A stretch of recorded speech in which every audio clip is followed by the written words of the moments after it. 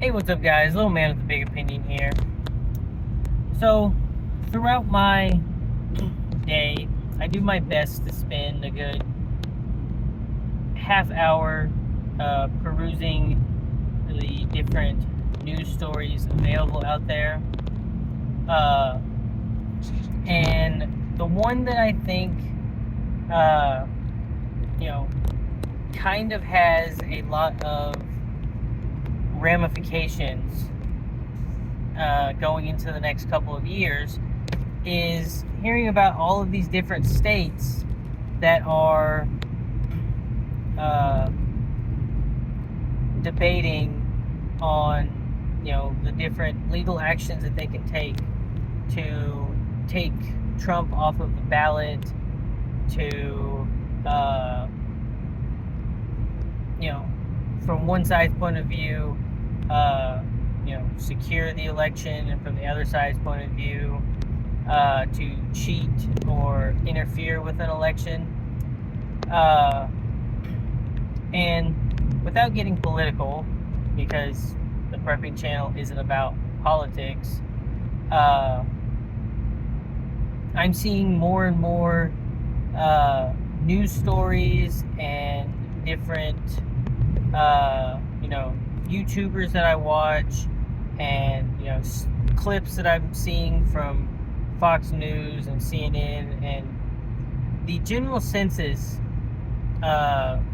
since he was officially charged and got his picture taken in Georgia, is both sides fear what's going to happen if Trump isn't able to, participate in our election across all 50 states. One side says it's not going to be fair, and they're going to say it's illegitimate. The other side says if he's allowed to participate and he wins, it's the end. But the running theme of this entire process is, there's a lot of unrest. There's a lot of different discussions on what each side is going to do if their person doesn't win. And I think across the entire nation,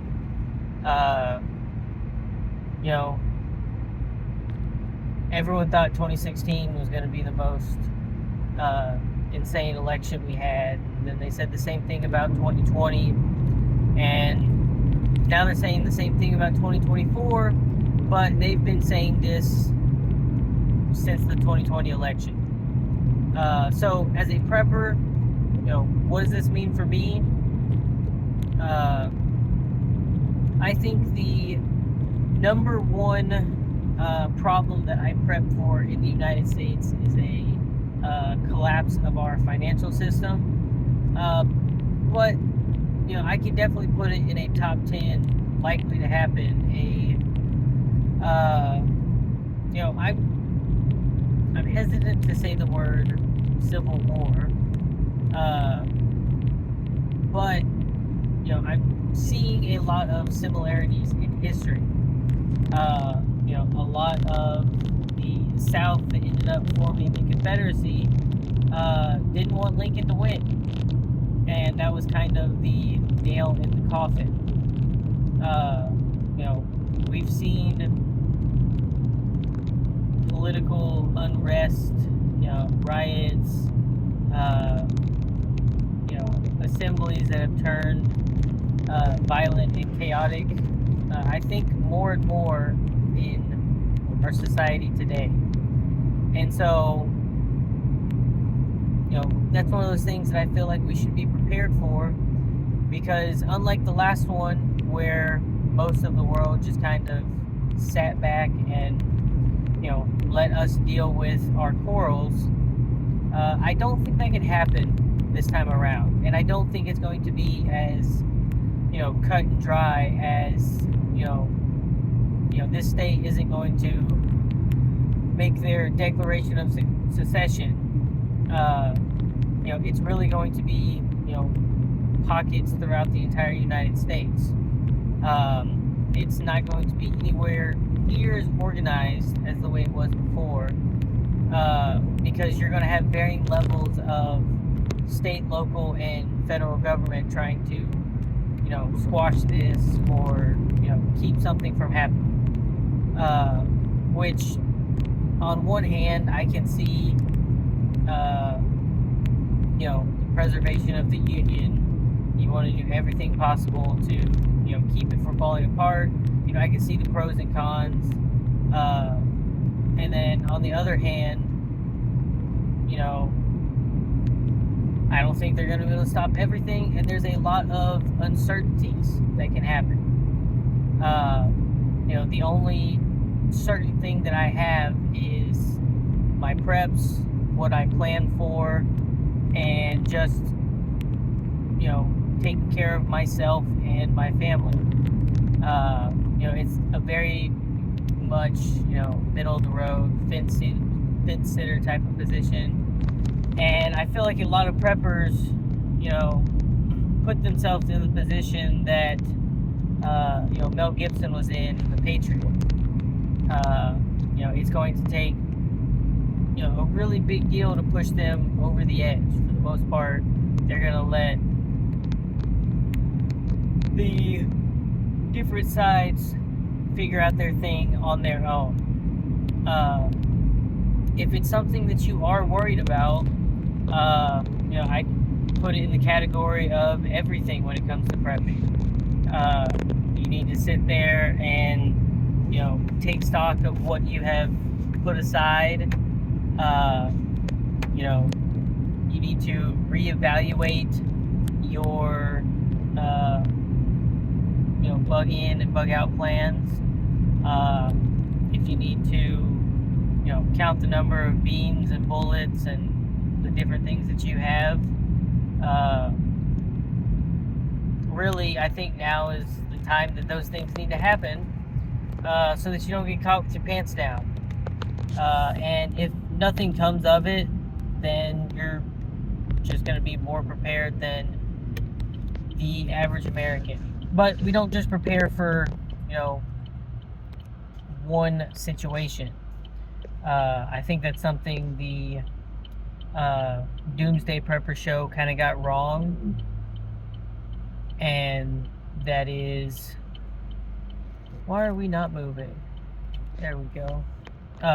And they hyper fixated on, this is the thing that's going to make society as we know it fall apart.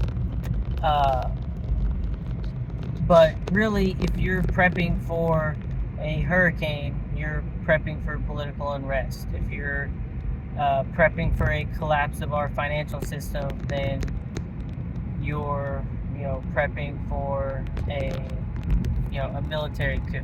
All the different things. Solar flare, Yellowstone finally erupting.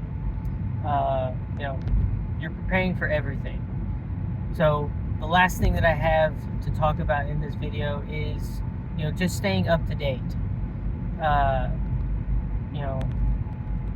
If you like the system that we have currently, the way that you affect change is the soap box, the ballot box, and the cartridge box. And the cartridge box should be, the absolute last, resort. Soapbox is spreading your ideas and building the culture. The ballot box is voting for and electing the people to represent that culture.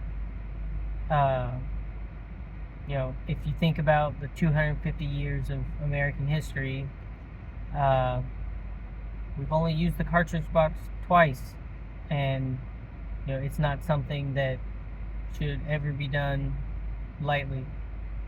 I think the best way to describe it is it's better to be a warrior in a garden than a gardener in a war. So, keep doing your prepping and your planning, and when the crap finally decides to hit the fan, be ready to wipe it off and deal with the person that threw the crap into the fan in the first place. With all that being said, if you enjoyed the video, leave a like. It helps the channel out. If you enjoy what we're doing here with the channel, then hit the subscribe button.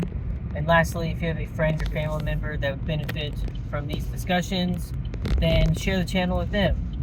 With that, catch you in the next one.